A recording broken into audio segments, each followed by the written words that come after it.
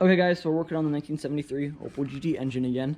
This is part 3 of the working on it. And as you guys saw in the last video, we tore it all down and got it looking pretty nice, clean up pistons. And then we also, I didn't show you guys this, I wasn't thinking, but we cleaned out all the water ports. You guys saw before, they were really gunked up, and we got all the gunk out of them. It's looking a lot cleaner inside of there. So that's good. We got all the ports opened up. It was really bad before. Like, some of these ports were not open. So we got everything cleaned out, and then I got an air hose, and then we got an air hose, and we're just blowing out gunk out of here. It was really bad. So we got the ports really well cleaned up. So we think we're good there on the block. And yeah, cleaned up the pistons. Everything works good. We installed the one piston back in there. That went really well. We torqued it into place and all that stuff. So all that's good. And then, so the cylinder head, we're wanting to take the cam out right now, because we're gonna get it Magnaflux eventually and all that stuff. So we got all that. But the big news is, we got parts from Opel Gt Source. They all arrived, and so it was like, that was a lot of money. I forget how much it was, like $300 some dollars. $323, yeah, $323 for all this stuff. But it looks really nice. So there's the exhaust manifold gasket, intake manifold. There's the oil pan gasket. There's the valve cover gasket.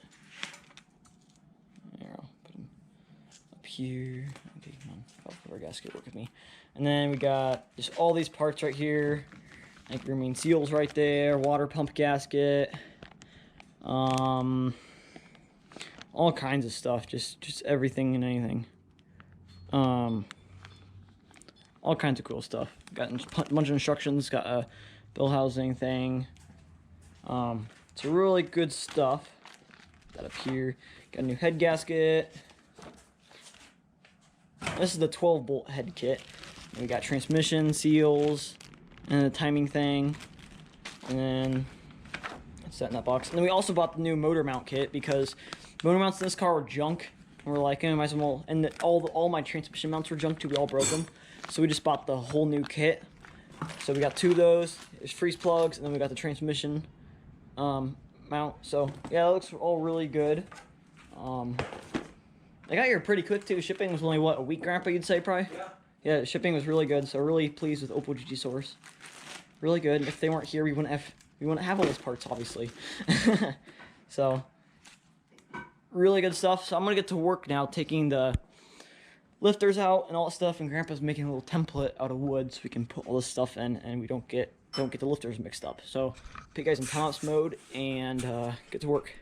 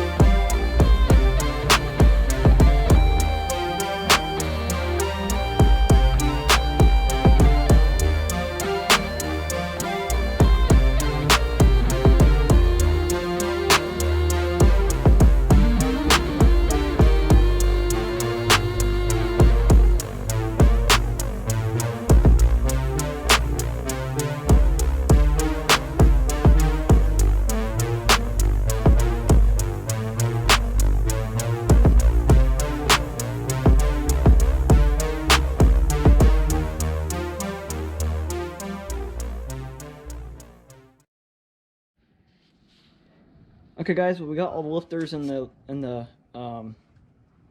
lifters and all that stuff off in the cam and whatever these things are called. I already forget what the name is. But anyway, so we got all out. Went pretty well. everything looks pretty good in what we're seeing. So we do have a few lifters that are kind of goofy though, but we just don't think that's because they're not pumped up enough, because they're these two are weird. You can lift up and down. I'll do that kind of though, but see, it looks pretty good inside there. So yeah, all the valves are there, and yeah, okay, I'll show you guys if anything else happens.